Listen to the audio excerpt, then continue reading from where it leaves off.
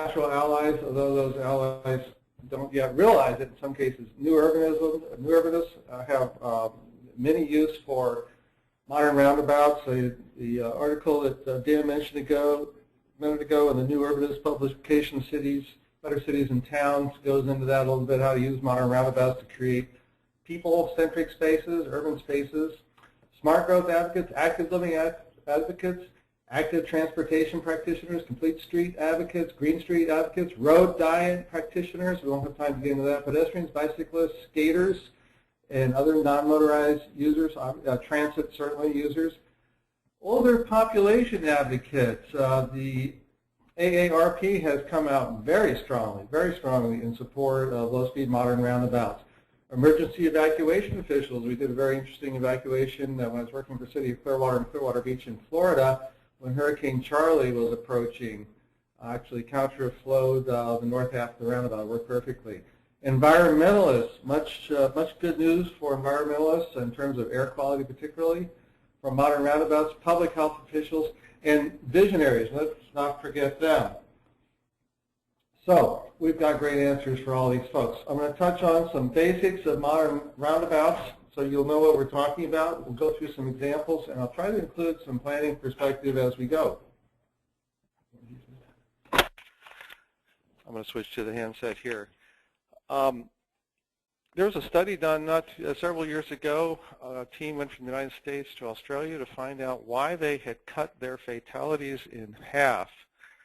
In 2006, this is a graph for the United States and Australia. They both were reducing their fatalities about the same rate. Both the blue and the red lines overlapped. But then around 1985, Australia continued to cut their fatalities and traffic by half, and the United States did not. So what this shows is that the United States could do much better, and we know that because it's already been done by the Australians. Now, roundabouts were only a small part of that, but I wanted to make the point that there's work left to be done. In the United States in 2009, there were 2,210,000 crashes at conventional intersections, at which 7,043 persons lost their lives at a cost to society of more than $42 billion. I want to emphasize that figure, $42 billion, a lot of money. So this is a problem. What to do? The Federal Highway says that, administration says that modern roundabouts reduce fatalities by more than 90%, and injuries by 76%. That's really a big deal. It should be a very big deal. In any other profession, aviation, medicine, sports, maritime industry, a reduction in fatalities by more than 90% would be a very big deal, and it should be in the transportation industry too. What exactly is a modern roundabout? It's not the traffic circles like you see in DC, like DuPont Circle, or the Arc de Triomphe in Paris. A modern roundabout is not like those old rotaries you see up in the northeast of the United States. Here's one being replaced in Kingston, New York, being replaced by a modern roundabout. That's the large, fast, scary rotary in existence, and people find them frightening, and they're dangerous for good reason. They find them frightening. Imagine that there's not much deflection going in, not much deflection of the vehicle going around or exiting. So imagine a much smaller, more compact circular intersection, and that is the modern roundabout that's going to replace the rotary. A lot smaller, much lower speeds, and that's the critical point I want to make.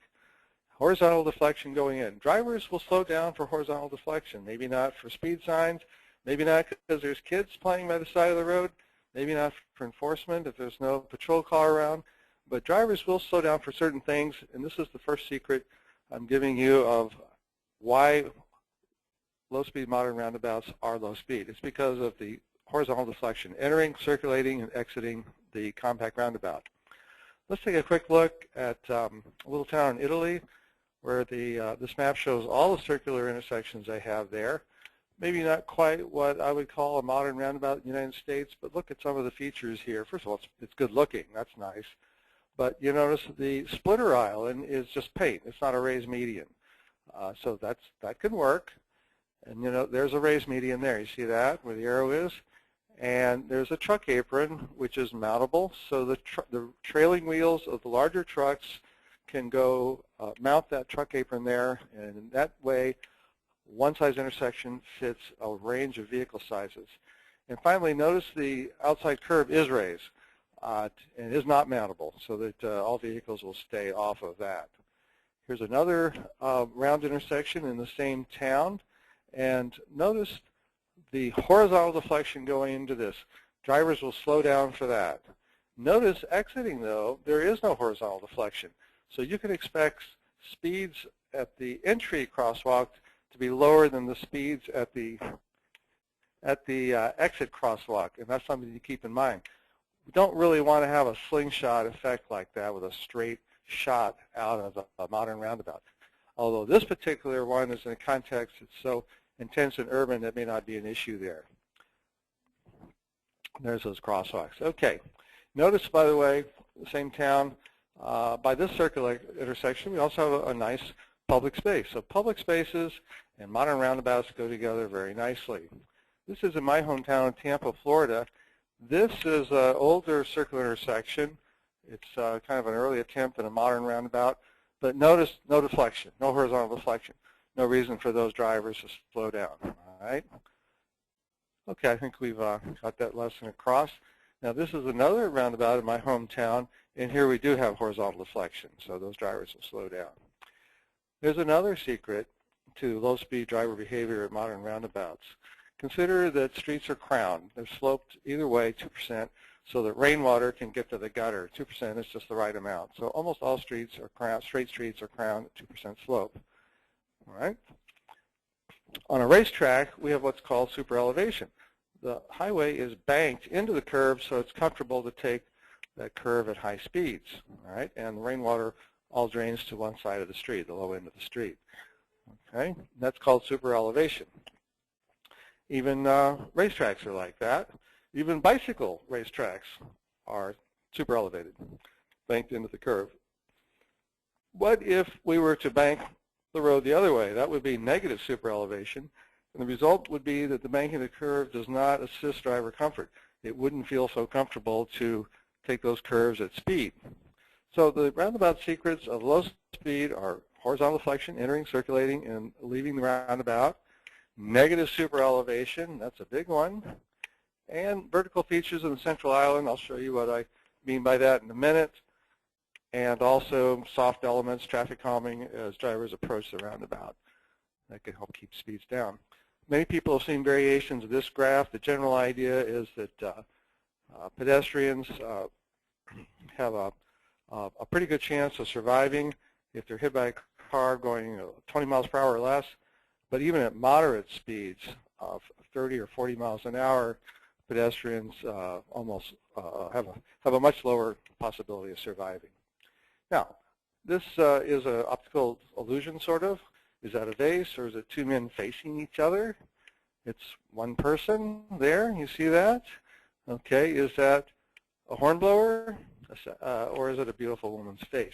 It depends upon your perspective, right? Is that three Pac-Men? We'll get to more Pac-Men later. Or is it a triangle? So perception can influence actions and priorities. People naturally overlook what you don't see. So if you didn't see the triangle there, you wouldn't be thinking about triangles, and triangles would not be a priority. It wouldn't make it into the RTP or the TIP. So perception is important. Now here is a depiction of the transportation network. What are we seeing? We're seeing a bunch of roads, right? No, that's not what this is. There's the roads. I'm talking about the other transportation system, the sidewalks. That's the transportation system. But it's not a system if the sidewalks only go around in the block and don't connect to other blocks.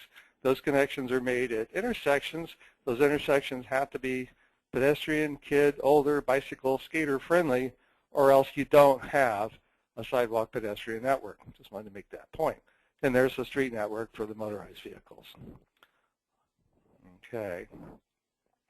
So think not just of complete streets, but complete intersections. Think not just of livable streets, but think of livable intersections as well, perception. Complete streets plus complete intersections gives you a complete network. Now, here's some complete streets policies, which I submit that modern low-speed roundabouts are either compatible with or strongly supportive of. Check mark for compatible, gold star for supports, includes a vision. I would say roundabouts strongly support that complete street policy. All users, absolutely. And we'll get into that further in a minute. Street connectivity, gold star. Adoptable by all agencies. Certainly roundabouts are compatible with that goal, that policy. Applies to new and retrofit projects, absolutely. Roundabouts are compatible with that. Directs the use of latest and best design, absolutely. I think that modern roundabouts are fully compatible with that complete streets policy. And finally, will the intersection complement the context of the community? And this is a really important feature, and I'll show you some nice images in a minute, where I think that modern roundabouts can be a context-sensitive solution for intersections. I'll give that a big gold star. Okay, so you've seen the secrets of low speed, but what's so important about low speed? Well, I gave you a hint earlier when I mentioned that the Federal Highway Administration says modern roundabouts reduce fatalities by more than 90%. And also I showed you the impact on non-motorized users of velocity when struck by a vehicle. But look at this equation from high school. Kinetic energy is the energy that a moving body carries, like a vehicle. And the greater the kinetic energy, the more kinetic energy is dissipated when the object collides with something, and the more severe the crash is, the more kinetic energy. So kinetic energy is equal to 1/2 times the mass times the velocity squared.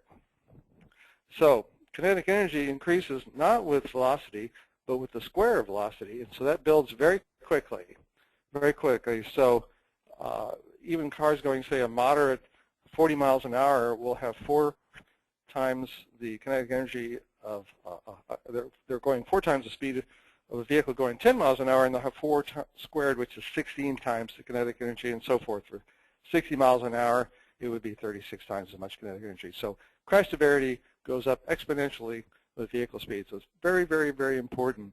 If there's any way you can keep vehicle speeds below 20 miles an hour at an intersection, that is a gift to all users of that intersection. Now, this is another interesting point. There's a conventional intersection. There's through traffic. And there's where you have T-bone collisions, which are among the most lethal kinds of collisions that occur at conventional intersections. Typically, everybody in the vehicle that's hit on the side may die in a collision like that, or be severely injured. There's the right turning traffic, left turning traffic, okay? And there's all the rest of the places where their paths could cross if the timing isn't just right. So those are vehicle conflict points. And these are high-speed collisions, many of them, high angle, and therefore high-energy crashes. And notice, I'm going to go backwards, notice the most lethal crashes, the T-bone crashes and the near head-on crashes, are right there in the middle of the intersection. And I call that the kill zone. The kill zone. Now, what if there were a way that we could design an intersection that didn't have a kill zone? No kill zone. What an idea. Let's design an intersection that doesn't have a kill zone. So first we'll borrow Mr. Pac-Man from the 80s, and he's going to gobble up all those lethal collisions in the kill zone. And then we're going to build a whole new intersection around Mr. Pac-Man, okay, with no kill zone. It's going to look like this, a modern roundabout. And now we have our entering traffic. Those folks, when they're yielding, the few vehicles that do have to stop at the yield sign could be rear-ended. So there's 4 conflict points, vehicle-vehicle conflict points there. And that's the circulating traffic. Imagine it's going the other way. And this would be 4 more conflict points. So instead of 32 conflict points, we have 8, a reduction in 3/4. And what's more, these are not T-bone, they're not head-on, they're not high speed, they're very low speed, and they're low angle, so these are much less energetic collisions. That's the exiting traffic, and therefore low energy. So these are much less serious crashes when they do occur. Okay. Same thing with pedestrians. On the left, you see the conventional intersection. We've got 24 conflict points between pedestrian vehicles, and that is reduced to only 8. And by the way, you notice the pedestrians in the modern roundabout on the right have to cross only a short distance of one lane of traffic moving in one direction for a one-lane roundabout like this is, and then there's a nice refuge island where pedestrians can wait till it's comfortable to pass again. This is Clearwater Beach. This is the second roundabout I was involved in. This is looking south in Clearwater Beach. That's the Gulf of Mexico on the right. This is not the first roundabout we did while I was working at the city of Clearwater back in time for the new millennium. That was a much bigger and much more controversial roundabout.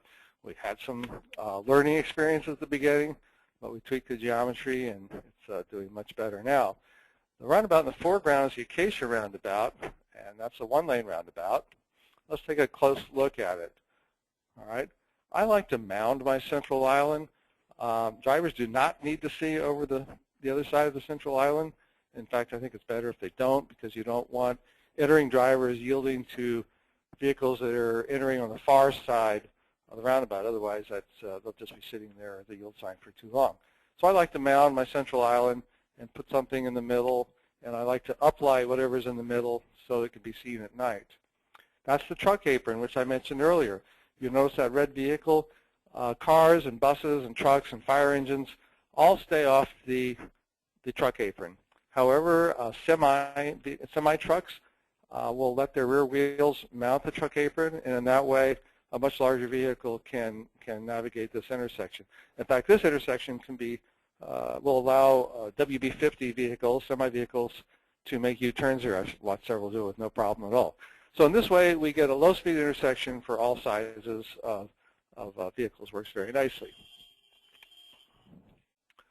That's the splitter island I mentioned earlier. It's also a pedestrian refuge. There's the crosswalk. You can colorize and texturize it if you like. Notice we have a transit stop on both sides of the street. And modern roundabouts, I think, are great places for transit stops. Why? Well, of course, all transit users are pedestrians before and after they use the transit vehicle. And the low-speed, forgiving, comfortable, safe environment provided by low-speed modern roundabouts is very good for those transit users during their pedestrian phase of use. Notice also we have angle parking right next to the modern roundabout. That's no problem at all. Don't let anybody tell you you can't do that. There's our horizontal deflection. See that going through the roundabout? Drivers will slow for that. At this particular roundabout, I've ridden in many vehicles with other drivers driving, and typically they cross the crosswalks at around 14, 15, or 16 miles an hour, and typically their circulating speeds are 11, 12, and 13 miles an hour. So these are very, very, very low speeds, which is wonderful for all users of the intersection. And notice there's our rainwater draining to the outside because, again, the circulating lane has negative super elevation. Okay. AASHTO, of course, is the traffic engineer's Bible. They say, AASHTO says drivers often commit errors when they have to perform several highly complex tasks at the same time under extreme time pressure. Sounds like a signalized intersection to me. Speed reduces the visual field, restricts the peripheral vision, and limits the time available to receive and process information. So speed is not a good thing, not a good thing at all, nor is time pressure, nor is complexity. It would be good to have an intersection that puts far fewer on drivers, particularly older drivers or texting drivers or drivers on the cell phone for these three things: complexity, time pressure, and speed. And that's what a modern roundabout does. So low speeds give more time, less complexity. I did this on a napkin one day. I made up all the rules I could think of for a signalized intersection. You could try this exercise yourself. I came up with 21 different rules, which are constantly changing as the lights change color. For modern roundabouts, for one-lane roundabout, there's only one rule, and that is approaching cars must yield to traffic already in the roundabout, if any. So entering cars would enter the circulating lane in the roundabout in the gaps between circulating cars. Okay. Now, the other point I want to make here is that the vehicles that have the right-of-way in a signalized intersection changes every few seconds as the phase sequence cycles. So who has the roundabout is a constantly changing thing who has the right-of-way. Now, at a modern roundabout, vehicles in the circulating lane, in the roundabout, always have the right-of-way over entering vehicles. So nothing changes. So I think it's much less complicated at a modern roundabout. Let's take a look at another measure of complexity. Approaching cars at a conventional intersection must somehow look far to their left, more than this diagram shows, and far to their right if they're going to see any red light runners approaching at 30, 40, or even 60 miles an hour. That's an impossible task, even if you have a really limber neck. And nobody does it. They just drive straight on through the intersection, hoping that there are no red light runners that day. A driver approaching a modern roundabout looks slightly off to the left, about 30 degrees, at any vehicles that might be coming around the circulating lane like that. And that's it. That's all I have to do. And most drivers swivel their heads right about at this point as they approach the roundabout. So drivers are looking straight ahead. Now notice drivers are looking straight at pedestrians at this point. But when the vehicle is at the yield line, the pedestrians cross on the crosswalk behind the vehicle waiting to enter the intersection. So that means the classic type of pedestrian crash where the driver is looking to the left for threats and the pedestrian on the driver's right steps in front of the vehicle and gets hit can't occur. So it's like T-bone crashes and head-on crashes. Also the classic vehicle pedestrian crash cannot take place at a modern roundabout by design. So a vehicle approaches, driver looks off just at this one narrow area. That's all the driver needs to see in terms of vehicles. So it's a much simpler operation, and it's easier for older persons who have stiff necks to do that. Our roundabout's right for children. We're not going to look at all the vulnerable user groups, but the point here is that if you come up with a design that works for vulnerable users, then it's almost sure to be a good design for everybody. So here's a vulnerable population. Just quickly, children are not little adults. They have a different performance profile, you could call it, or operating characteristics, and they need a child-friendly intersection. What they really need are slower speeds, much less exposure to conflicts between pedestrian vehicles. They need a refuge on the splitter island. They need a shorter distance for cross, shorter time for crossing. That's especially good for older pedestrians. Need to cross only one lane at a time, only one direction of traffic at a time, and a lot less complexity. And by the way, all these benefits help not only children, but also pedestrians, and for that matter, they help all non-motorized users and motorized users. A lot of times you hear, oh, well, you know, old people don't like roundabouts, they don't understand them, they can't use them, blah, blah, blah. Well, that might be the case for the large, fast, scary rotaries of the type you see up in the northeast of the United States. But where I used to work at Clearwater, Florida, we have quite an older population there, and they asked for modern roundabouts. And when the first one arrived, they threw a street party. When I give these presentations to engineers, I love to ask, how many of you engineers have had the stakeholders show up and throw a street party when you opened an intersection and nobody ever raises a hand except for me? So I think that's very interesting. It shows also pride of neighborhood and ownership as well, I think. So the old folks on the beach showed up, and they brought their bikes with them, and they brought their refreshments with them, and had a great party. So what about old users, and how many of them are there anyway? Well, usually nobody ever knows this in the audiences I talk to, but really if you're going to plan for your population, your community, or design for it if you're a design engineer, you really ought to know the breakdown of that population and the operating characteristics, which I'm going to go through very quickly for older persons. But nationally, 12.5% of the population is 65 and older. In City of Clearwater, where I worked until recently, it was more like 30%, much higher population was age 65 and older. And roughly 16% of the population is younger than 16. So you throw in another 3 or 4 or 5% of folks who can't drive or won't drive or who choose not to drive, And you're looking at somewhere between a fourth and a third of the United States population that is not like you and me, and they're driving prime. And so we're thinking about planning and designing for folks who are not just like us. It's important to keep in mind. This is very briefly, there's many more older persons coming. That population group is growing rapidly, more rapidly than any other part of the population. And by 2020, which is just around the corner, 20% of the population will be age 65 or older. So if you're a designer or a planner and you believe in planning or designing for the 85th percentile, well, guess what? That's coming right now. So you should be designing and planning for that group right now, since they're very close. Just a quick look at some older person data. Crashes per 100 million miles are very high, as we know, for kids. And then for middle-aged drivers, and this is not at fault, this is crash involvement in fatal crashes. Bottoms out, it's a typical bathtub curve, but then it spikes very strongly for persons who are aged 60 and older. Part of that is because of driver involvement, but part of it also is because that is a vulnerable population, in which case a serious injury is fatal and cannot be recovered from. So older roadway users are increasing risk, and particularly at intersections. I'm not going to read all these bullets, but I'm going to flash through these slides because I want you to know that there are a lot of capabilities that diminish with age, and many of them pertain to use of intersections. Intersections are particularly dangerous persons for older users. That's both drivers and riders in motorized vehicles and non-motorized users.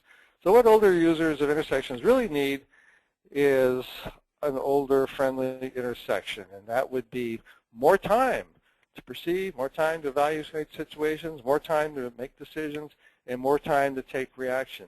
In other words, events need to play out slowly for this age bracket. Reduce demands for judging gaps in oncoming traffic, and less complicated situations to interpret under time pressure, and also less demand to do wide visual scans of situations that are constantly changing. So that is a friendly intersection for older population, and that is what a low-speed modern roundabout provides. So are roundabouts right for traffic engineers? Just a nod to those folks. I say yes because of safety. There's some operational efficiencies I haven't gone into, but at rush hour, you might typically see a 20 to 30% improvement in operational efficiency. During the rest of the day, off-peak hours, many cars will just go right through a modern roundabout. It's a free-flow intersection much of the time. And, of course, late night hours, nobody ever has to wait, not even for a second. And I should mention, and I'll get, I think I'm going to have a section on this later, that queues typically are dramatically slashed when you convert a signalized intersection to a modern roundabout, and that matters a lot to the public. Okay. So, and cost is important. If you do a benefit cost analysis and you use the current United States DOT figure for the cost to society, not to the departmental budget, to society of a traffic fatality, which is, I believe, $9.8 million currently, it's very easy at an intersection that has a history of fatalities to justify a modern roundabout replacing that signalized intersection, providing those fatalities were the type of crashes that would be reduced or eliminated with a modern roundabout. And as I showed you, the most lethal crashes are simply eliminated by design by our friend Mr. Pac-Man. So you run the numbers, that's my old engineering textbook, you run the numbers, you blah, blah, blah, and you come out, back then when I ran this was several years ago, the cost of a fatality society was only $3.4 million. Now it's almost $10 million. So this cost-benefit ratio here of 34 would actually be much higher. So that's a very, very strong cost-benefit ratio. It's huge savings. All right, so I wanted to remind everybody of this slide I mentioned earlier. And the point I bring this up is now you almost have to wonder, well, how could anybody justify building a conventional intersection, knowing that the converse of the statement is that conventional intersections kill at 10 times the rate of modern roundabouts. So another way of putting it is, which is the alternative configuration? I say modern roundabouts are the first choice in many cases, and the alternative, which kills at 10 times the rate, would be the old standby conventional intersection. Remember Mr. Killzone 2. Okay, here's another look at that acacia roundabout earlier. Now this is very interesting. On the holidays, the residents put bows on this intersection, and they plant poinsettias. You just don't see this with conventional intersection. This is a pride of neighborhood. That's their sign. They paid for it. Pride of ownership. This is an identity marker. This roundabout leads to their neighborhood. So for planners, this can be used as a transitional, like for example in new urbanisms along the transect. Every time you have a transition, you could have a roundabout to demarcate the transition from one district to another. This is a smaller roundabout. You notice the splitter island is not raised. It's just paint, but you still have the truck apron. This can be very nice in a residential area. This one is next to a park. They had speeding along the street. They didn't want it because it's a park there. Again, at grade splitter island is paint. This is a really interesting example in Coral Gables, Florida. This is the entrance to a Village of Merrick Park, kind of an upscale shopping area. There's a university there too. This is a very difficult intersection, and you can see it's a 6-point intersection, plus it's constrained by the Metro Rail, and you've got all the traffic coming off the Dixie Highway, US 1. There's the Metro Rail. So let's take a closer look at this. It's been converted to a modern roundabout. It's actually an ellipsabout. It's an elliptical shaped island in there. There's Metro Rail. The next photograph is taken from the parking garage where that arrow is, and here's what it looks like. So we have a 6-legged ellipsabout with a fountain in the middle, which I think is also very handsome. There's the Metro Rail overhead. This is the road coming in from Dixie Highway. Notice we've got 2 lanes there. We've got the constraint of the Metro, and we've got a leg there, a leg there, a leg beneath us, which goes into the garage from which the picture is taken, a leg there, and a leg there. 6-legged ellipsabout. Notice also that we have 1 circulating lane there and 2 circulating lanes here, so it's kind of a 1.5 lane as opposed to a 1 lane or 2 lane modern roundabout. So lots and lots and lots of design flexibility, provided you maintain that all-important low speed. This is the first roundabout I was ever involved in. City of Clearwater opened this in time for the new millennium, deadline we could not push back. And this is an economic development project. The traffic came in from the mainland off to the right. This is looking north. That's the Gulf of Mexico on the left. This, by the way, the Hilton is a great place to watch this roundabout operate. During spring break, we have almost 60,000 vehicles per day there, and during 12 hours that the technicians counted for 11 days from the roof of the Hilton, we had 6,500 pedestrians a day using the roundabout. During spring break, the kids are up all night, so it's probably more like 8,000 pedestrians a day and almost 60,000 vehicles a day, all handled very safely and very comfortably, very well at this modern roundabout. So there's an interesting economic development project for you. What do we want in our downtowns? Do we want seas of asphalt? No. We want people walking around shopping at lunchtime and in the evening and feeling comfortable on sidewalks. We don't want what you see in this picture here, which is what they used to have in downtown Asheville. Now, notice a lot of these lanes are turn lanes, okay? Not through lanes. Now, turn lanes, that's a turn lane, that's a turn lane, turn lane, turn lane, turn lane. And that's the turn lane for the next intersection, which is also signalized. And that's a turn lane for the next intersection. Now, another word for turn lanes is storage lanes, because what the turn lanes really do is they store vehicles while they're waiting their turn for the green light, right? So we use up a lot of asphalt storing vehicles or sitting there with their idling engines generating greenhouse gases. That can't be good for downtown. So through lanes also, if you don't need a through lane, that also uses up a lot of land and creates a sea of asphalt. All right. So it would be nice to get rid of all these lanes. So here's a little rendering of a roundabout corridor concept. Only one roundabout in this particular corridor. There it is. That's the same intersection we were just looking at. And this would make many good things possible. You could have landscape medians, you could have angled parking, it's desirable in downtown. or you could stick with what you've got and have lots of asphalt that you see on the right there. So that is what's the existing intersection. Notice how far pedestrians have to cross. Do you feel like doing that at lunch hour? Maybe not. And there's some of those turn lanes and some of those through lanes we were talking about earlier. And there's a rendering of a modern roundabout which even has bike lanes. But could this really be possible? Could you have more green downtown, more beauty? Could it be pedestrian-friendly intersections, more parking, more access to businesses? Yes, this is the same intersection. The same intersection. Notice pedestrians have only one lane to cross, and they have a pedestrian refuge, and then one lane to cross. We've got a central island, which will be grown up someday like these trees here. We've now got a landscape median. We've now got angled parking and low speeds. It was congested before they built the modern roundabout, and it's congested now like you'd expect downtown. Notice we now have a bike lane too. And I had a colleague from Front Range of the Rocky Mountains asked me to be sure to mention that if this bike lane is colorized, if it has a buffer strip or it's a side path, all that works, in my opinion, really well with modern roundabouts because of why? Because of the low speeds that are achievable with modern roundabout design, and you now know the 3 secrets to that design. So these bicyclists have a choice. If they wish, they can go up that little ramp, which is 45 degrees just for the bicyclists, that terminates the bike lane, and they can use the sidewalk system to get through the roundabout if they prefer.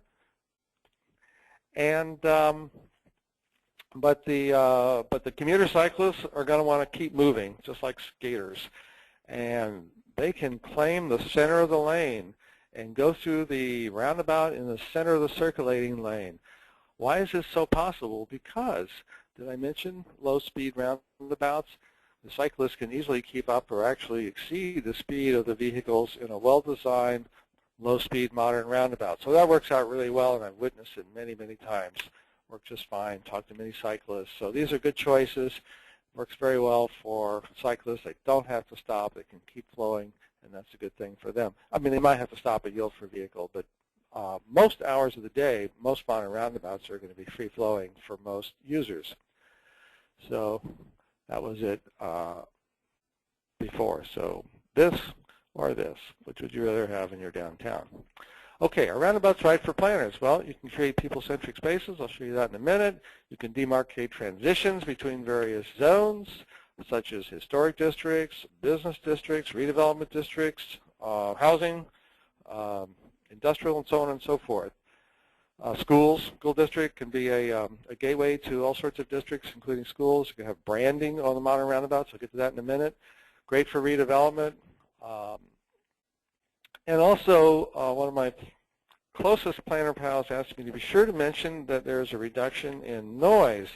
You don't have vehicles sitting there idling, rumble, rumble, rumble, at a red light, and you don't have them all gutting their engines in a huge crowd when the light turns green, which also, you can't see it, but trust me, that also creates a huge cloud of emissions when the light turns green, and before that, the idling engines are running a little bit rich, and they generate a lot of emissions, including greenhouse gases. Not a nice place to be. Most people are not going to want to spend their day, if you got a sandwich to eat, you're probably not going to go down and sit next to a signalized intersection to do it. I mentioned earlier, perception is important. And property values. In a minute, I'll show you an example, but we all know that, that the corner properties tend to decline as congestion increases. We'll get to that in a minute. This is, I believe, the first modern roundabout in Florida. It's on Bradenton Beach. And I don't have a before picture. It's pretty dismal, and you can see it's a pretty handsome roundabout now, I think, in my opinion, anyway. So here's some other examples. These were designed by Mark Johnson, as were these.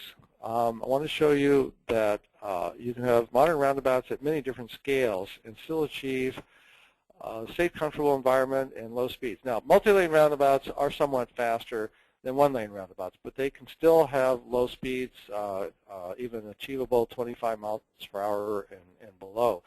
The two-lane modern roundabout, which is actually the Allabout I showed you a minute ago in Clearwater Beach, has speeds for most vehicles of around 14 to 16 miles an hour max. My personal best on that roundabout was 22, which I was only able to achieve one time. That's when nobody was around. I was trying hard. You can put all sorts of interesting things in the middle of modern roundabouts. It's a canvas. You can get the local arts community involved. It's a great place to celebrate, to reflect the local history, the local plants and animals, flora and fauna, to celebrate the local community values and reflect those and celebrate those, but you just can't do something like this with a conventional intersection. This is Avon, Colorado. Bronze horses with cowboys. Look great in the wintertime too. Okay. This is in Florida. This is a community that has a lot of horse ranches, and they love their horses and they love their children, and they want to reflect and celebrate those local community values, and the place to do it is not a conventional intersection, but a modern roundabout is a great place to do it. Don't let anybody tell you that you can't have bronze horses and you can't have ponds and you can't have little waterfalls in the middle of an intersection, because you can. So lots to be done there. You can involve all kinds of other people in the community who will get really interested in the possibilities here. This is also near Fort Lauderdale. This is Fort Lauderdale Beach, actually. So if you want to have leaping dolphins in the middle of your roundabout, you can do that too. Speaking of celebrating local values, this is Nashville. Of course, they're famous for music, and they have a modern roundabout. It's been in operation for several years now. It's one of the sculptors working on it, and this is a long explanation of all the meaning, which I won't read right now, but the point is it was all well thought out. Then a huge celebration when they started this roundabout. It reminds me of the party that the folks on Clearwater Beach threw when we opened the Acacia roundabout. Have you ever gone to a celebration and a ribbon cutting for a conventional intersection? Probably not, but it actually happens fairly often with modern roundabouts. So that's the music of roundabout in Nashville, Tennessee.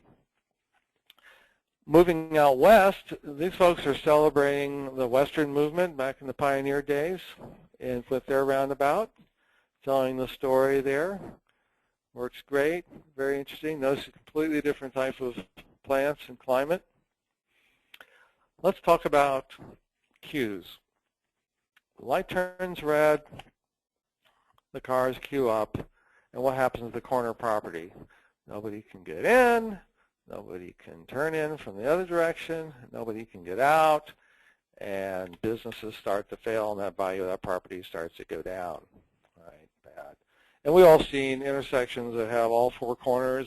They went from being thriving businesses to becoming not so pretty gas stations, and finally they became shells of gas stations because the queues became so long nobody could even get in there to buy gas. And that has an effect on the whole community. So when the volume of traffic goes up in a conventional intersection, the queues get longer, access to businesses go in the corners goes down, the customers go away, investment goes away, and you wind up with a blight that extends for several blocks. Instead, you could be adding value to the area by having a really nice people space and a beautiful intersection such as this one, which is in downtown Sarasota, Florida. It's in an urban environment.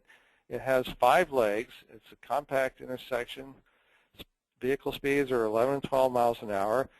This person has chosen to read a book next to the intersection. That's not something you see too often at a signalized intersection. And notice public art goes very well both in the central island and around the periphery of a modern roundabout. I was down there a few weeks ago, and the city has now put a row of planters here. So you can further define the boundary of a modern roundabout very flexibly by adding planters or whatever you like. It also helps create this plaza here. It makes it more of a defined people space. That's the same roundabout in the background there. They've got sidewalk dining right next to it. Can you imagine anybody wanting to do dining right next to a signalized intersection where cars are sitting there idling?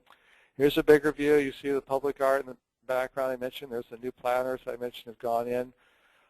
Each of these flags symbolizes a different thing. We've got a nice crosswalk. We've got angle parking right next to the roundabout and outdoor dining. So this public space now, instead of being a blight that's bringing down property values, is adds value to the businesses. Their revenue's gone up. Now all this sidewalk is a revenue generator for those people, so it's a very good thing. Let's talk about roundabout corridors for a minute. This project is a number of years old now. It's a classic big box corridor with huge parking lots. All right. They before they put in these two-lane roundabouts, a string of 4 two-lane roundabouts in this corridor, I should say the series of roundabouts, they had crashes and injuries. Those both went down. Crashes went down 60%. And notice how high the value went for injuries. So while you still do have crashes at modern roundabouts, particularly the multi-laners compared to the one-laners, they are, as I mentioned earlier, minor fender benders. So injuries are way down, and there's not really a good metric for serious injuries, but serious injuries are way, way, way down because there's so little kinetic energy involved in a crash when they do take place at low-speed modern roundabouts. That is very important for older folks who may never recover from a serious injury. Now, there were no fatalities in this corridor before they put in the roundabouts and none after, so there was no reduction there, but I just remind you that Federal Highway said that in general, modern roundabouts reduce fatalities by more than 90%.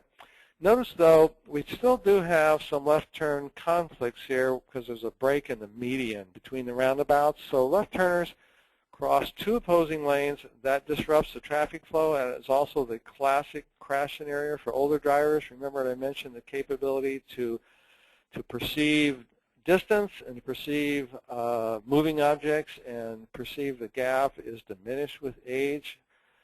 Sorry, but it's going to happen to all of us. You need to take care of that population, which is growing faster than any others. So there's that classic setup for that type of crash. One possibility for the future might be to, there you go, might be to get rid of those median gaps, okay, and just put in a nice green medians, all right, that dresses up the corridor. People might go there more often. But what about those folks who are trying to get into the parking lot on the other side? Because this eliminates the left turners and also those left turn conflicts. Well, those drivers just go up, make a nice, safe, comfortable U-turn at the modern roundabout, and make a nice, safe right turn into the parking lot. So one of the secrets of modern roundabouts is that they are great for U-turns, and that capability makes other good things possible, including medians with no gaps, which is not only a safety advantage, but if you dress it up with landscaping or whatever, you can also help out the whole corridor from an economic perspective. And indeed, when sales revenues were not increasing, were going down actually in the rest of gold in Colorado in that particular period, sales revenues went up for these big box places. Let's take a quick look now, since we're talking about roundabout corridors, at Bird Rock. That's the Pacific Ocean on the left. San Diego is a little slightly to the south and to the east. This is a coastal community. That's a close-up of it right there. You'll notice that there's a coastal highway that runs through this downtown. And, sorry, I took off without me. This is what that road along the coast used to look like. And that's what it looked like later, a few decades later. This is not a great situation for downtown shoppers, pedestrians, young folks, old folks. Not good at all. You can see the amount of exposure to traffic. Don't have enough time to cross the street. This is not going to help with your thriving downtown. So these folks put in a corridor of modern roundabouts, which you see right there. All right. They also put some in the adjacent neighborhoods, so if anyone tried to avoid the corridor, they still would be encountering modern roundabouts and have to slow down. They wanted to have a lot more landscaping, all right, and they got it. So compare this to the image a few slides ago. What a different situation. That skateboarder is going right to, he's claiming the lane, all right, going right through the intersection. Well, very, very, very different look. Very different look. Okay, which would you rather have in your redevelopment district? By the way, not sure if it's these condos, but one of the developers was putting in 100 condo units, $1 million each, and he contributed a couple of $1 million toward a roundabout. For him, that was just a couple of units. and it helped dress up the whole street and hopefully make his other units more valuable. Very interesting study done a few years ago by Alex Pachowski, a Georgia Tech grad student. He looked at all the roundabout policies or lack of them at the DOTs at all 50 states and ranked them by the state having no policy or having a policy allowing roundabouts and suggesting considering them, or a little stronger roundabout policy saying that traffic engineers should both consider and encourage roundabouts, and finally the strongest of all, insisting on our analysis and choosing the better performing intersection configuration. And what he found was a very interesting correlation. He discovered that the stronger the state policy for the roundabout, the more roundabouts are built in that state. Isn't that interesting? So I mentioned this for planners. It's very important if you think that modern roundabouts are a good thing for all these economic development as well as safety and operational reasons. Policy is definitely going to help bring about change and create more roundabouts. Think about seatbelts. Nobody passed their seatbelts hardly until they made it law, and now almost everybody does. This is my hometown, Tampa, Florida. Talking about context, we've got a landscaped modern roundabout here. It's 2-lane. This is now public art. It's no longer landscape. That's the Florida Aquarium. Be sure to visit it when you're there. This is the Port Authority. That's a tourist ship. And look, we've got light rail running right by the roundabout. That's not a problem at all. In fact, they go together very well. Anyway, a few years ago, I looked at the number of roundabouts that were in France, which at that time was 30,000. I had some email correspondence with the director of the ministry there of transportation.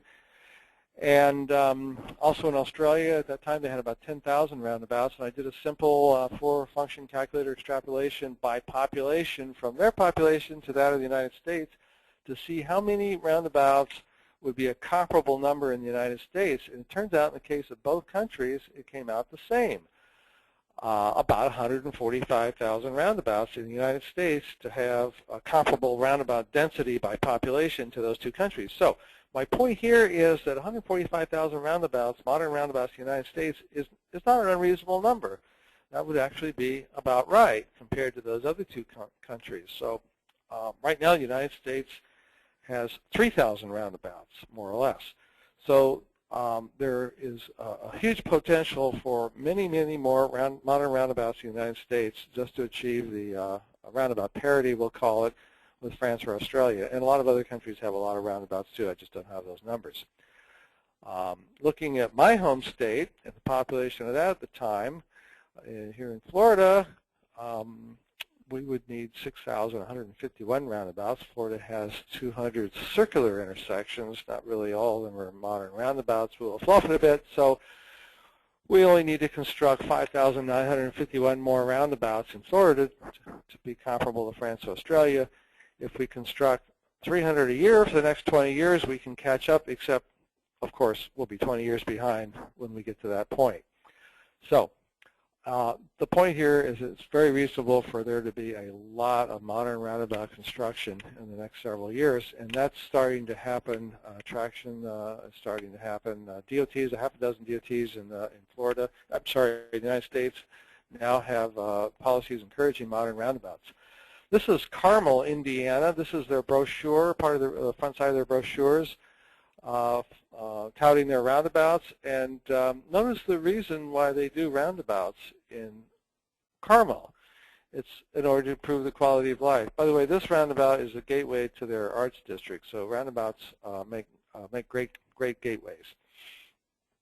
Anyway, their population at the time was, at the time I did this, they had 60 roundabouts. It's actually 80 now. At that time, their population was 60,000. It's actually 80,000 now. So they actually have in Carmel, Indiana, one roundabout per every 1,000 residents. So do the math in your head.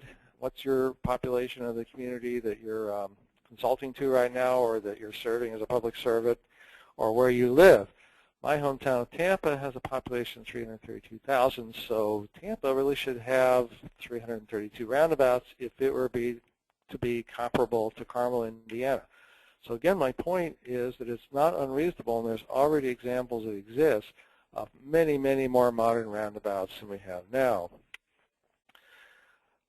This is an interesting case in Carmel, Indiana. This is a whole corridor of roundabouts where the main street runs north-south here, and they lowered the main street so that they could have this overpass, and they put a teardrop shape sort of roundabout at each end. And notice that the bridge isn't very wide. Now, if these were signalized intersections, okay, at each end there, they would have to have storage lanes. Remember those? And there would be many more lanes on this bridge. The bridge would be much wider, maybe twice as wide, so it would be maybe twice as expensive. So those extra lanes not only take up a lot of room downtown in an undesirable way, but also they make overpasses and underpasses cost a lot more money if you have a signalized intersection instead of a modern roundabout at each end.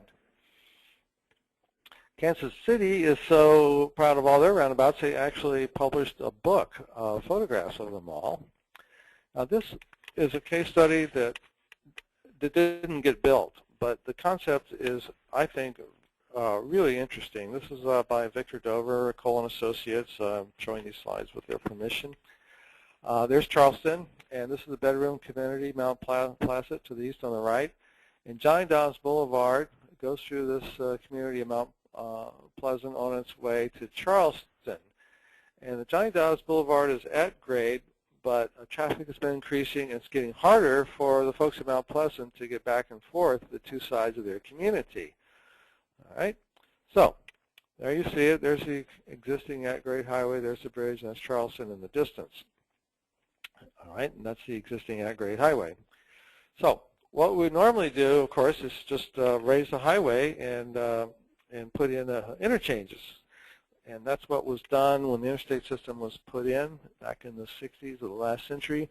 And we know now that it had the effect of carving communities in two and preventing the two halves from getting together. This is my hometown of Tampa. That's I-275. And as you can see, it's, my opinion, not a pretty picture.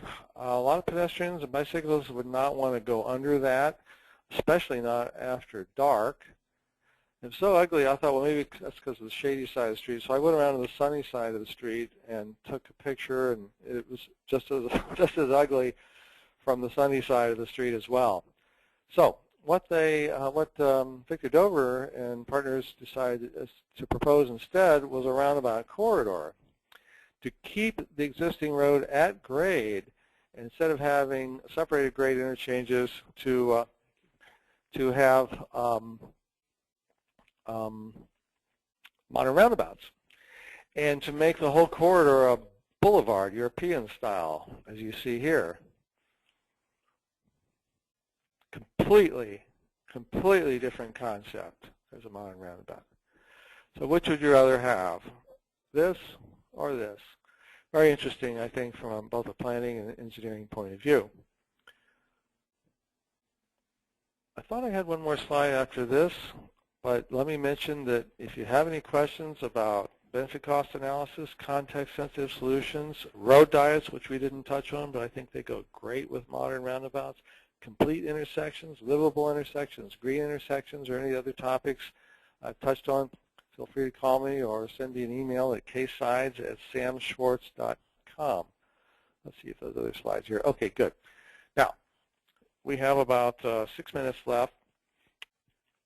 This couple of slides I sometimes show at engineering conferences, and the idea is that it's the last semester of an engineering student. The student is taking the final exam, and the final exam has a question on it about ethics. I know ethics are a really big thing with the planning profession as well.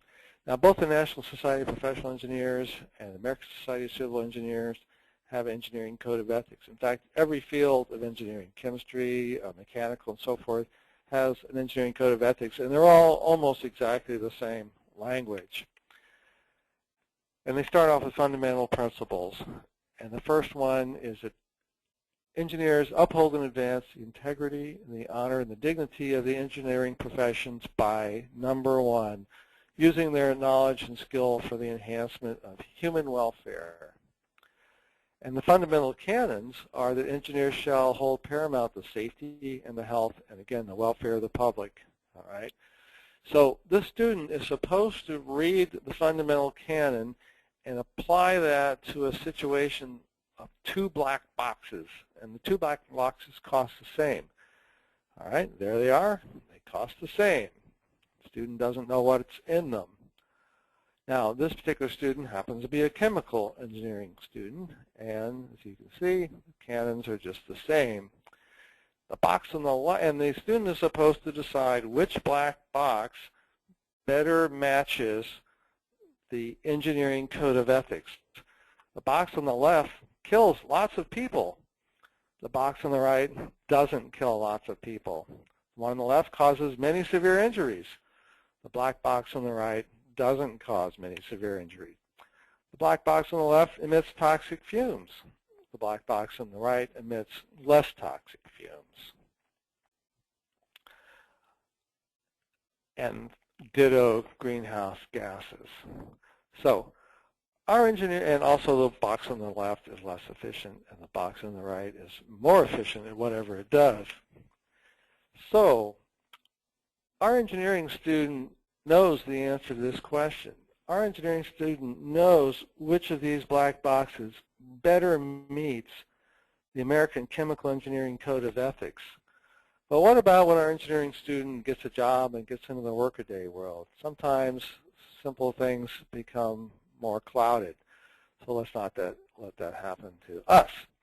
Okay, Dan, we are ready for questions.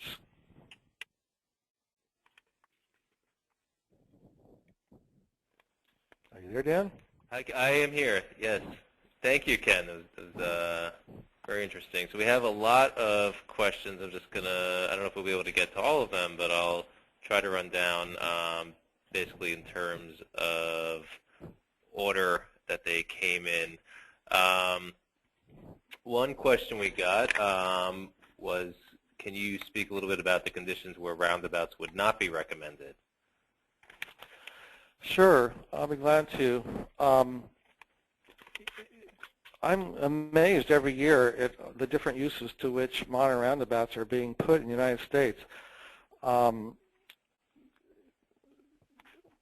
hadn't expected to see them in downtown environments, and they're doing very well there. I hadn't expected to see them at the bottom of interstate ramps, but that's what you have in the Rocky Mountains, and they're a terrific asset there because there's no queues, so the queues don't back up onto interstate, which is very important on snowy days with slippery interstate and poor conditions, and everybody in Denver wants to go skiing on Saturday morning. You'll find roundabouts in suburban environments, as you've seen, but also in rural environments. I showed you a couple of those early on. Right. So where might you not put them? Well, not very many cases, but you'll hear people say, oh, well, you know, modern roundabouts require a lot of room, so we can't have them. Well, actually, as volume increases for conventional intersections, you have to start adding turn lanes, and that takes up a lot of land, a lot of expensive right-of-way. So many times, especially if you're willing to compromise and you don't have to have a truck route with large trucks going through, and by that I mean the very largest trucks, you can make a modern roundabout compact enough. What if it's close to another modern roundabout? Generally not a problem. What if there's transit? As I demonstrated, not a problem.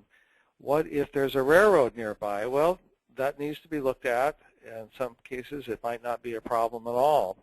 What if there's light rail? Well, as I showed you, you can have light rail right along the periphery. Tampa, my hometown, has two modern roundabouts with light rail. It's a trolley, street trolley running light along the periphery. In Salt Lake City, Utah, a corridor alongside the University of Utah was designed simultaneously to have the alignment of the light rail go down the center of the street. They didn't want it on the side for certain reasons. And modern roundabouts were put in, and it was only possible to have the alignment down the middle of the street if you had modern roundabouts, because the turn lanes for the existing signalized intersections would have prevented the street line being there. So the answer is not as many places as you might think, and the so-called knockout factors that have been floated around, that why, oh, you can't do one here, you can't do one there, need to be looked at more carefully because in many cases, perhaps with some clever design like the Coral Gables roundabout I showed you, 1.5 lane roundabout, it might be possible to make a very safe, low-speed, well-performing, pedestrian-friendly, bicycle-friendly, skater-friendly, older and child-friendly modern roundabout in all kinds of situations. Thanks, Ken. The next question we have, we got a couple of questions about bicycles in roundabouts. What the right-of-way indication is, what type of markings are appropriate, if they should be treated as pedestrians and only be allowed to move within the crosswalk. Do you have any experience with bike lanes going through roundabouts, Ken? I do, and well, not going through the roundabout. I do have experience, many observations of the couple of dozen roundabouts I've built of watching bicyclists and your occasional skater go through them, as well as lots of other roundabouts I've visited. This is a developing area. There's a move afoot in the United States to start having separate facilities for bicycles, and there's a lot of discussion in the profession right now about how to integrate those with roundabouts. But your question was what I thought and what my experience is, and that has been, as I showed you in the slide from downtown Asheville, that what I like to do is have a ramp for the bike lane to go at 45 degrees up to the bicycle system, and the bicyclist has a choice of using the sidewalk system to go around the roundabout or simply claiming the lane and riding right down the middle of the approach lane and right down the middle of the circulating lane with the low-speed traffic. Again, many of the wonderful things I've described are made possible, I can't emphasize this enough, by the low-speed environment, which is a gift to bicyclists and everybody else. Thanks, Ken. Another question we got was about pedestrians at roundabouts, and specifically if there is data or studies on pedestrian fatalities or injuries at roundabouts compared to traditional intersections. I don't know of a study off the top of my head, so I have to say that, well, it ought to be a lot safer for pedestrians, and in my observation is because of those factors I mentioned, the fact that the classic crash cannot happen at modern roundabouts because the pedestrians cross behind drivers waiting at the yield sign to enter the intersection, and because of the fact that pedestrian exposures to speed is much lower. They have only a short crossing distance for a one-lane roundabout. That would be 14 feet. Compare that to crossing 2 lanes, say double that amount, 28 feet or 24 feet. And the pedestrians are right in front of drivers as the drivers approach. The drivers haven't started looking off to their left yet. So in my view, particularly because of the low speeds, which give drivers and pedestrians time to react, it's a much more comfortable, much more safe environment for pedestrians at all ages. And I should mention anecdotally that in my many hours of observing driver behavior at modern roundabout, I see something I just don't see anywhere else, and that is drivers not only yielding to pedestrians in the crosswalk, but yielding to pedestrians who aren't in the crosswalk yet, but who are walking toward the crosswalk. What's more, I see drivers stopping well short of the crosswalk, and I see friendly waves exchanged between drivers and pedestrians.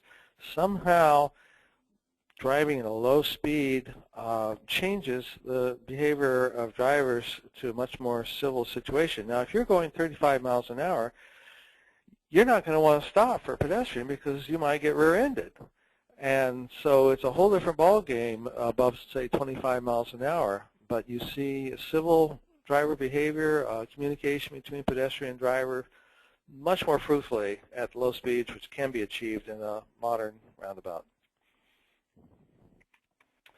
And the next question is about on the cost savings, long-term cost savings with maintenance of roundabouts compared to signalized intersections. Do you have any information on that, what the electricity savings would be? Yeah, this is a great question. It comes up a lot. And in my experience, on average, it's a wash. with signalized intersections, you've got, well, with both types of intersections, you have the same maintenance costs for the asphalt and so forth. The signalized intersections are expensive to maintain, and then don't forget, every 20 years, you pretty much have to replace the whole thing, and that could be very expensive. But in place of the electricity for the signals, you may have irrigation costs and landscape maintenance costs.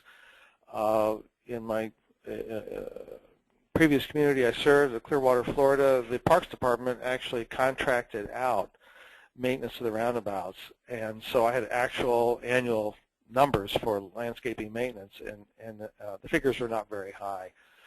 So yes, there is a cost associated with it, but in my experience, it's on average, it's pretty much a wash between the two.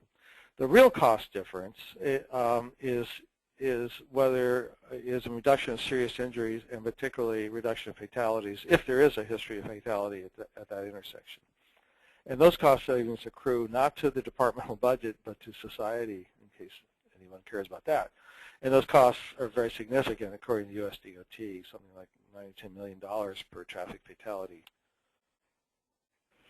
That's a good segue into the next question about locations where there is actually an increase in crashes through roundabouts. I'm not sure if this is setting a specific location. Yeah, well, this can be a factor with two-lane, the multi-lane roundabout, getting rid of the serious crashes, but an increase in minor fender benders, particularly the instance where the inner circulating lane traffic, in order to exit the roundabout, has to cross the outer circulating lane. And that's where you see low-speed fender benders. Both drivers are typically very surprised that the other driver didn't yield. So, and that's what we saw when we first opened the roundabout I showed on Clearwater Beach. We saw an increase in minor fender benders. Now, one interesting thing, by the way, studies can be misleading, and studies are only as good as the data, which in this case is traffic reports. And many communities do not file traffic reports for minor collisions, and until the roundabout goes in, and then they start collecting those. So it looks like there were 0 minor collisions, and all of a sudden there's a lot. So you need to be very, very careful about what data, like any study, what data you're looking at to make sure that it's apples and apples.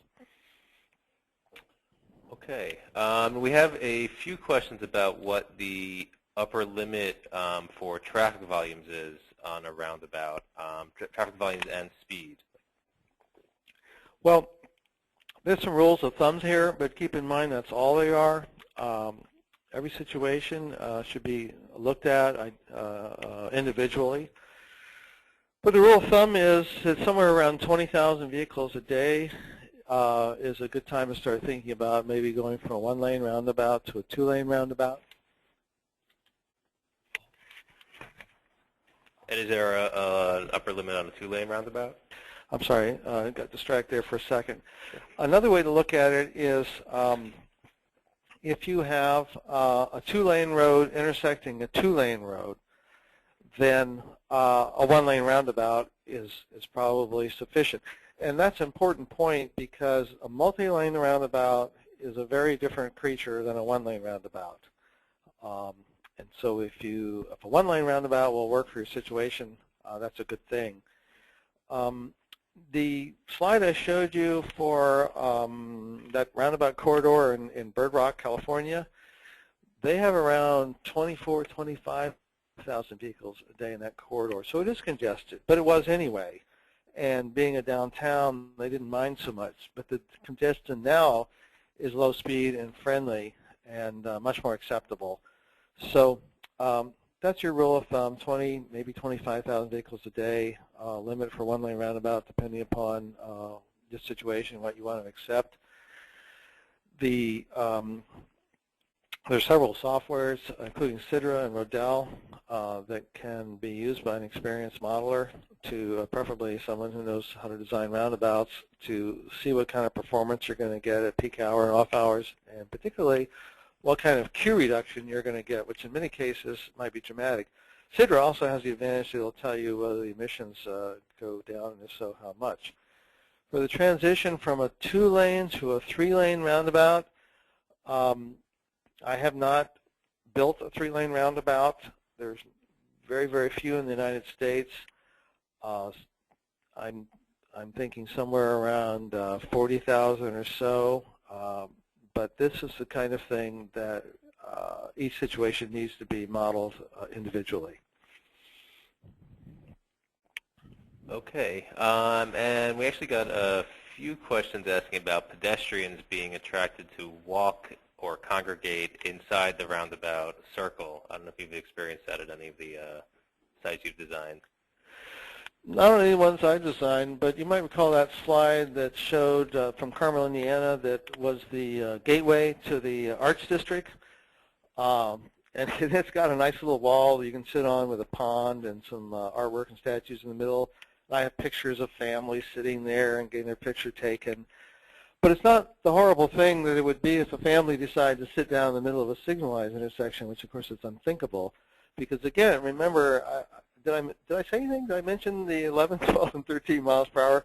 That is a gift to everybody, including the pedestrians, doing what we don't want them to do, which is to walk to the central island. That truck apron looks like a roundabout to many pedestrians. So it's not desirable, but if it happens, nobody dies, unlike if someone makes a mistake at a signalized intersection. At the Clearwater's Beach first roundabout, which was that slide I showed with the fountain and the 2-lane, actually it's an ellipse-about, not a roundabout, just like the Coral Gables one was an ellipse-about. At first, we had no truck apron at all because we didn't want people getting their picture taken in front of the fountains. Instead, we created a photo shoot area on one of the corners, and people would use that. So that worked out. That worked out pretty well.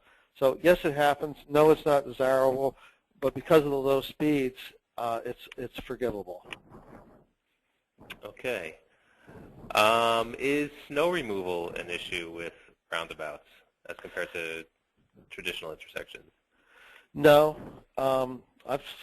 There's lots of roundabouts now in the United States in snowy environments, the Midwest, the Rocky Mountains, and Lake Tahoe, Truckee. If you're a skier, you know where that is, at the north end of Lake Tahoe.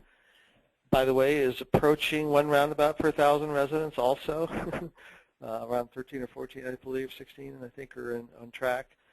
And those are all environments with lots of snow. And Utah, same thing, not a problem. Okay. Then we have a question about what trends you see with roundabouts in the future. Well, as nearly as can be determined, there's no real national roundabout inventory, but it certainly appears that roundabout construction in the United States is following an exponential path.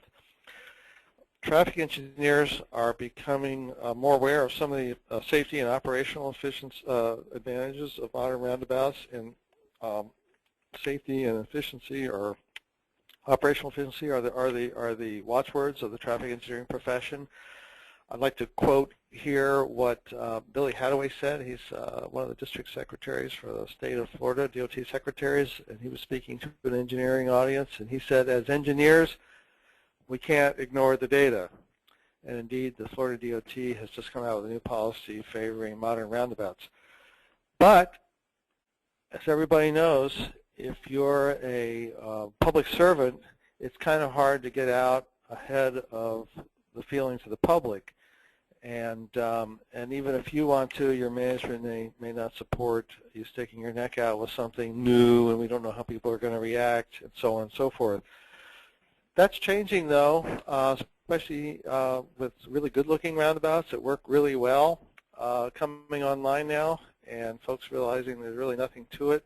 Nobody likes sitting at a red light, and when they realize they don't have to do that anymore after a roundabout is built, the perception is much better. But getting the first roundabout on the ground in a community can take a long time.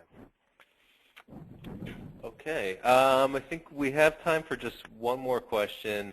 This was asked in more than one way. What percentage in emissions do roundabouts typically reduce? Well, in my experience, having a modeler do Sidro modeling on several intersections, it's gone between 0 and 20 to 30% reduction in emissions. However, there's a very interesting study, and I cited in that article in Better Cities and Towns magazine about 2 or 3 months ago, that found a very large reduction in emissions, including greenhouse gases, like around 80%. It was a study of a handful of modern roundabouts. So that's quite dramatic. I hadn't seen that much reduction anywhere else. I'm thinking that you're more likely to see a modest but very worthwhile reduction on the order of 30%. But you're not guaranteed any reduction necessarily. It depends. For example, if you have a collector, all the traffic is on that collector with hardly any side streets having any traffic at all, that means almost all the traffic never stops. Well, if you put in modern roundabouts, well, of course, now the main traffic on the collector is going to have to slow a little bit and therefore produce a little more emissions. So you might even, in a case like that, have a slight increase in reduction. But I think most of the time it's going to be around 30%. Okay.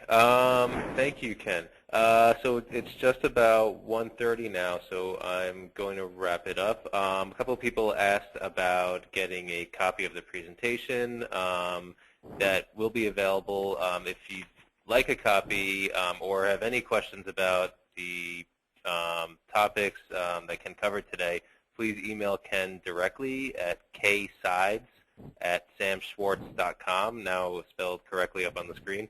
SAMSCHWARTZ, or you can email glewis@samschwartz.com. That's who you originally emailed to register for this webinar. So with that, I'd like to thank everybody for attending, and thank you, Ken, for a great presentation. You're welcome, Daniel.